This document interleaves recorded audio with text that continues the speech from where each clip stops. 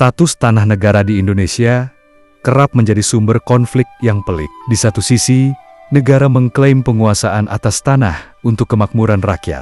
Di sisi lain, masyarakat kecil justru terjerat persoalan hukum saat menggantungkan hidup di atas lahan tersebut. Pertanyaannya, bolehkah tanah negara dijual dan sejauh mana rakyat kecil dapat memanfaatkannya tanpa harus berhadapan dengan jerat pidana? Tanah negara bukan barang dagangan. Pasal 33 ayat 3 Undang-Undang Dasar 1945 menyatakan bahwa bumi, air, dan kekayaan alam dikuasai oleh negara dan dipergunakan untuk sebesar-besarnya kemakmuran rakyat. Prinsip ini ditegaskan dalam Undang-Undang Pokok Agraria UU-PA Nomor 5 Tahun ke-1960. Artinya, tanah negara bukanlah komoditas yang bisa diperjualbelikan secara bebas. Mekanisme pengajuan hak ini dilakukan secara administratif ke Badan Pertanahan Nasional (BPN), bukan melalui transaksi jual-beli di bawah tangan. Tanah negara itu bukan objek jual-beli, tapi negara dapat memberi hak atasnya sesuai dengan peruntukan dan prosedur, ujar seorang pakar hukum agraria. Jika hak atas tanah telah diberikan secara sah, barulah tanah itu dapat dialihkan melalui jual-beli, hibah, atau warisan. Tanpa itu, transaksi atas tanah negara dianggap ilegal dan bisa berujung pidana bagi para pihak. Tanah garapan dan nasib rakyat kecil.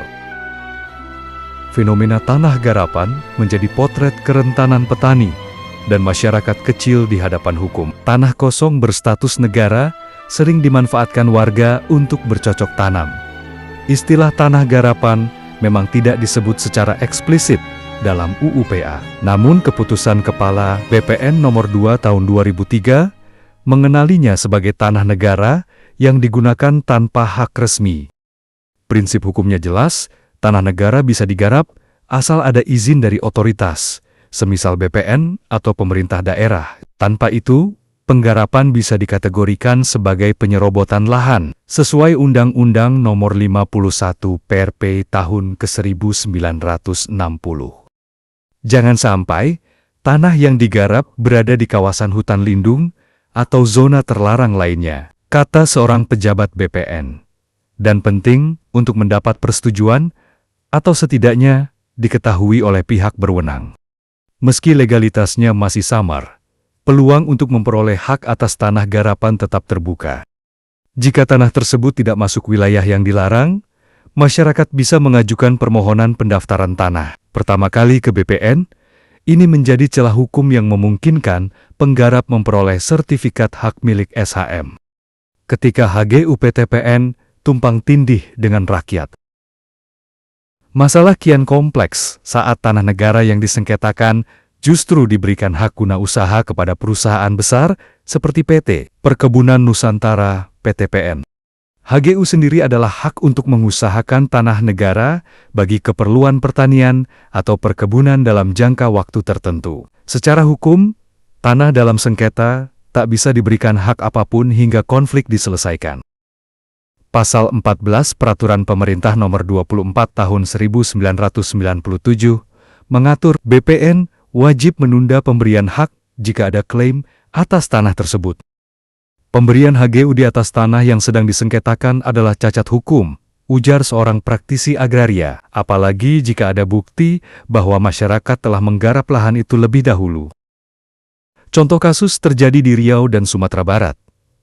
HGUPTPN kerap tumpang tindih dengan lahan garapan atau tanah ulayat masyarakat adat. Dalam situasi seperti ini, hak perusahaan bisa dibatalkan dan konflik rentan berubah menjadi ketegangan sosial.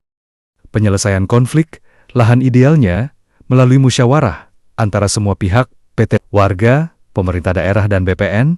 Jika buntu, jalur hukum menjadi opsi terakhir. Namun yang lebih utama adalah pencegahan sejak dini, dengan mengedepankan transparansi dan due diligence dalam pemberian hak atas tanah. Beberapa rekomendasi untuk mengurai masalah.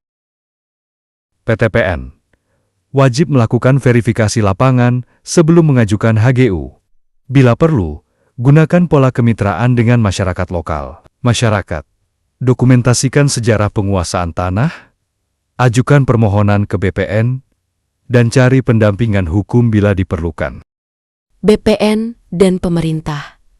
Perketat pengawasan dan verifikasi dalam pemberian hak. Tindak tegas pemberian HGU di tanah yang masih disengketakan.